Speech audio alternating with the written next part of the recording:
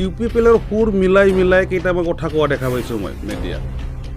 BPF দলে বোলে BPF দলকে যোগদান কৰাই আছে। বিপিএফ দলৰ শৰৎ পাঠকে বিটিচিৰ বিষয়ে কি জানে? শৰৎ পাঠক এজন মিছলীয়া ব্যক্তি। বিপিএফ দল এটা সংবিধান থকা এটা দল। এছামিছ চেল বুলি অনাবড়ো চেল বুলি কোনো ধৰণৰ আমাৰ বিপিএফ দলৰ কমিটি গঠন নাই হোৱা। এছামিছ বুলি চেল বা অনাবড়ো বুলি চেল কোনো ধৰণে এপ্ৰুভ হোৱা নাই। তো এপ্ৰুভ হ'লে কোনে দিলা হয়? আমাৰ বিপিএফ দলৰ প্ৰধান হাইকামান সন্মানীয় আমাৰ হাগ্ৰামা মহিলা চাৰি এপ্ৰুভ দিলা হয়। যোৱাকালি এটা নিউজ পালোঁ, সংবাদমেল পালোঁ, শৰৎ পাঠক বুলি এজন ল'ৰায়ে তেখেতসকলৰ কিবা অনাবড়ো বা এছামিছ চেল বিপিএফ দলৰ পৰা এপ্ৰুভ দিয়া বুলি সেইটো কথা উল্লেখনি কৰিছে। কিন্তু এইটো অকাত মিছা কথা। বিপিএফ দল এটা সংবিধান থকা এটা দল, এটা ভাৰতবৰ্ষৰ যোনটো চিফ ইলেকশ্যন কমিশ্যনৰ স্বীকৃতিপ্ৰাপ্ত এটা দল বিপিএফ দল। সেই হিচাপে সম্পূৰ্ণ এটা আইডিঅ'লজি আছে, নিয়ম নীতি হিচাপে বিপিএফ দল আজি চলি আছে। ইয়াত যোনটো শৰৎ পাঠক ডাঙৰীয়াই যিখিনি কথা উল্লেখ অকাত মিছা কথা, সেইটো ক'ব লাগিছোঁ মই যে শৰৎ পাঠক যোৱা বিটিচি ইলেকশ্যনৰ সময়ত হয় সঁচা কথা বিপিএফ দলত আহিছিলে, বিপিএফ দলৰ হৈ কাম কৰিম বুলি। মই বিপিএফ দলক ভাল পাওঁ, হাগ্ৰামা মহিলা ছাৰক ভাল পাওঁ, তেনেকুৱা কথা ক'লে বিপিএফ দলৰ কাম কৰাৰ কাৰণে আহিছিলে। কিন্তু আৰু কেইদিনমান পিছত তেখেতক এটা কাম কৰাৰ সুযোগো দিয়া হৈছিলে, যোনটো শালবাৰী ব্লক কমিটিৰ অৰ্গেনাইজিং ছেক্ৰেটাৰী হিচাপে পদবীও দিয়া হৈছিলে। কিন্তু তাৰে কেইদিনমান পিছত দেখিলোঁ মানুহজন ইনএক্টিভ, ইপিনে অসামাজিক মানুহ শুনিলোঁ কি ইপিনে অসামাজিক কামত লিপ্ত হৈ পেলাই জেলক হাতী আহিলে। তাৰে পিছত শালবাৰী ব্লক কমিটি আকৌ ৰিচাবল কৰা হৈছিল। ৰিচাবল কৰাৰ সময়ত তেখেতৰ নামটো বহিষ্কাৰ কৰা হৈছে বা কাটা হৈছে। তেখেতৰ নামটো এই কমিটি অন্তৰ্ভুক্ত কৰা হোৱা নাই। তাৰে পিছত বিপিএফ দলৰ লগত কোনো ধৰণৰ যোগাযোগ নাই, আমিও তেখেতক ইনভাইট নকৰোঁ সভা সমিতিত, তেনেকুৱা ৰৈ আছে। হঠাৎকৈ যোৱাকালি মিডিয়াত এটা প্ৰেছ মিট দেখিলোঁ, অনাবড়ো এটা কিবা এপ্ৰুভ অনাবড়ো বা এছামিছ চেল বুলি এটা এপ্ৰুভ হোৱা বুলি তেখেতে অজত এটা আনিছে। কিন্তু আমাৰ বিপিএফ দলৰ আছে চেল কেনেকুৱা আছে? আমাৰ দলত 6টা চেল গঠন হৈছে এতিয়া। আদিবাসী চেল, মাইনৰিটি চেল, নাথ জনগোষ্ঠী চেল, গোৰ্খা চেল আৰু কি ৰাজবংশী চেল। আৰু আকৌ আমাৰ 3টা চেল গঠন হ'ব গৈ আছে। ৰাভা জনগোষ্ঠী চেল, হিন্দীভাষী চেল আৰু সূত্ৰধৰ জনগোষ্ঠী চেল গঠন হ'ব গৈ আছে। আমাৰ চেল সেইখিনি। আমাৰ এছামিজ বুলি চেল বা অনাবড়ো বুলি চেল কোনো ধৰণে এপ্ৰুভ হোৱা নাই। তো এপ্ৰুভ হ'লে কোনে দিলা হয়? আমাৰ বিপিএফ দলৰ প্ৰধান হাইকামান সন্মানীয় আমাৰ হাগ্ৰামা মহিলা চাৰি এপ্ৰুভ দিলা হয়। তো কোনো ধৰণৰ এপ্ৰুভ নাই।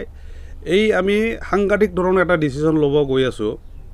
আমি তেখেতৰ বিৰোধী আমি এটা এফআইআৰ দিম। এতিয়া তেখেতে আমাক কৈফত দিব লাগিব যে আমি আইনগত হিচাপে আমি আইনত যাম, তেখেতৰ ওপৰত বিহিত ব্যৱস্থা লোৱাৰ আমি যজা কৰিম। এতিয়া এই অকাত মিছা কথা কোৱা ব্যক্তি, আপোনালোকে যদি মিডিয়াৰ যোগেদি এই অঞ্চল যোনটো বাবাৰী অঞ্চলত যদি তেখেতৰ হিষ্ট্ৰী যদি আপোনালোকে যদি ইনভেষ্টিগেশ্যন কৰা হয়, তেখেতৰ লাইফষ্টাইল কি কৰিছে এইটো আপোনালোকে নিশ্চয় গম পাব। আৰু এটা সময়ত নিজে এটা অসাংবাদিক দল এটা কৰা আছিলে, অনাবড়ো দলৰ মানুহ আছিলে তেখেতে, যে কি বড়ো বুলি এটা এভইড কৰি পেলাই এটা বিশেষ জনগোষ্ঠীক লৈ পেলাই অনাবড়ো দল সংগঠন কৰিছিল। তেখেতেও অনাবড়ো দল হৈ কাম কৰি আহিছিল। নিজৰ এটা ভুল হৈছে বুলি স্বীকাৰ কৰি পেলাই আমাৰ দলত আহিছিল, বহুত কথা কৈছিলে। কিন্তু আমি পিছত গম পালোঁ যে তেখেতৰ শৰৎ পাঠক ৰূপে কি বিষ্ণু পাঠক, দুটা নামেৰে মাতে। আকৌ কি কৈ আছে তেখেতে? ইউপিপিএলৰ সুৰ মিলাই কেইটামান কথা কোৱা দেখা পাইছোঁ মই মিডিয়াত। বিপিএফ দলে বোলে বিপিএফ দলকে যোগদান কৰাই আছে। বিপিএফ দলৰ শৰৎ পাঠকে বিটিচিৰ বিষয়ে কি জানে? সমগ্ৰ বিটিচিৰ বিষয়ে কি জানে? সেই বাজবাৰী জেগাত পচি থকা মানুহ তো এই সমগ্ৰ বিটিচিৰ প্ৰথম যেতিয়া ইলেকশ্যন হয় 40টা সমষ্টিৰ ভিতৰত আমি 39টা সমষ্টি পাইছিলোঁ তেনেহ'লে BPF দল 39টা সমষ্টিত BPF দলৰ যি সাধাৰণ ৰাইজে সন্মানীয় ৰাইজসকলে ভোট দান কৰিছিলে তেখেতসকলে BPF দলত আছিলে আকৌ 39টা ডিপাৰ্টমেণ্ট 39টা নহয় 39টা সমষ্টি নহয় 40টা সমষ্টিৰ সাধাৰণ ৰাইজে বা BPF দলৰ মানুহ আকৌ BPF দলৰ আহিছে তো BPFই আছিল আগতে আৰু যিসকল BPF কৰা নাছিল এফচুৰ পৰা বহুত দক্ষ ব্যক্তি BPF দলক যোগদান কৰিছে আপোনালোকে মিডিয়াত পাই আছে কাষ্টম বসুমতাৰী বুলি তেখেতো BPF দলৰ হৈ কাম কৰি আহিছে এতিয়া আমচুৰ তেনেকুৱা বহুত ব্যক্তি UPPLৰ যিসকল কেণ্ডিডেট আছিলে তেখেতসকলে আজি BPF দলৰ যোগদান কৰি পেলাই BPF দলৰ হৈ কাম কৰি আছে আৰু কি BPF দলৰ কি নতুন পুৰাণ BPF দলৰ থকা আগৰ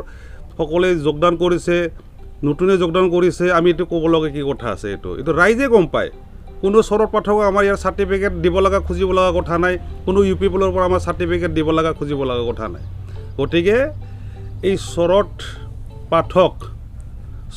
পাঠক এজন মিছলীয়া ব্যক্তি হয়তো কোনো না বা কোনো এটা দলৰ লগত তেখেতৰ বুজা মেলা হৈছে কোনোবা নহয় কোনোবা এটা দলত যোগদান হ'ব এই কাৰণে এইবাৰ অখাত মিছা কথাবোৰ যোৱাকালি প্ৰেছ মিট দিয়া হৈছে এছামিছ চেল বুলি অনাবড়ো চেল বুলি কোনো ধৰণৰ আমাৰ BPF দলৰ কমিটি গঠন নাই হোৱা যদি কমিটি গঠন হয় BPF দল জন্ম লগ্নৰ পৰা আমি BPF দলত আছোঁ BPF দলৰ হৈ কাম কৰি আছোঁ তো আজি দৃষ্টি কমিটি নাজানে BPF দলৰ হাইকমাণ্ড সন্মানীয় মহিলাৰী ছাৰে নাজানে কোনে এপ্ৰুভ দিলে এপ্ৰুভ কোনে দিব BPF দলৰ হাইকমাণ্ডে BPF দলৰ যিজন সভাপতি তেখেতেহে এপ্ৰুভ কৰিব BPF দলৰ হাইকমাণ্ডে নাজানে আকাকুণ্ডা পাটাবলৰ পৰা এপ্ৰুভেল আনিলে গতিকে অখাত মিছা কথা এইটো